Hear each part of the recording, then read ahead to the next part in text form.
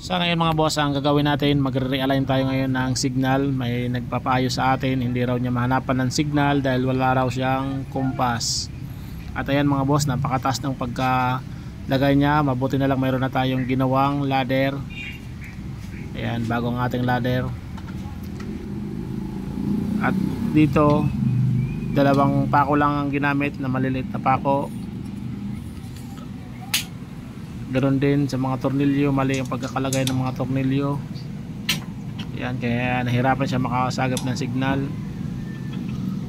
At doon naman sa LMB, i-adjust pa natin yan. Sa dahilan bakit hindi maayos ang signal. Ito, walang pako. Yan. Ito ang ayusin natin ngayon. Dito naman sa cable wire, ayan, nakalubog yung solid wire, yung positive wire, kaya wala rin signal, hindi makasagap ng signal. Ayusin din natin to, lagyan natin ng positive negative connection. At ito rin mga tornilyo, yung iba dyan papalitan natin. Dyan sana ilalagay, kaya lang maputik, hindi magtatagal yung gagawin poste, kaya doon na lang din sa pinaglagay niya dyan sa taas. Na lang natin, ayusin na lang natin yan dyan. Kahit mataas, meron naman tayong ladder. Meron tayong extension wire dahil nalubat ang ating satellite finder.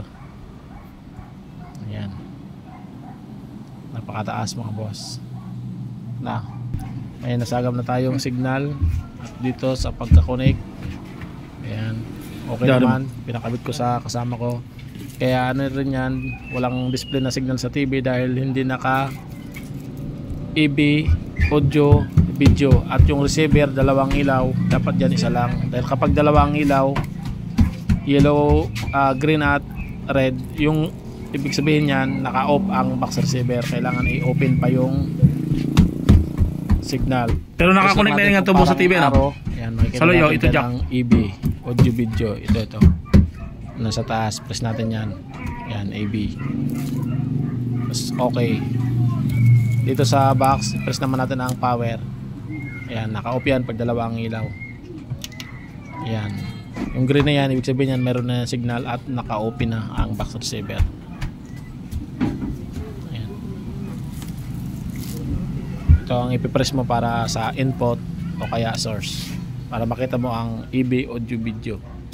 Ay na meron ng channel.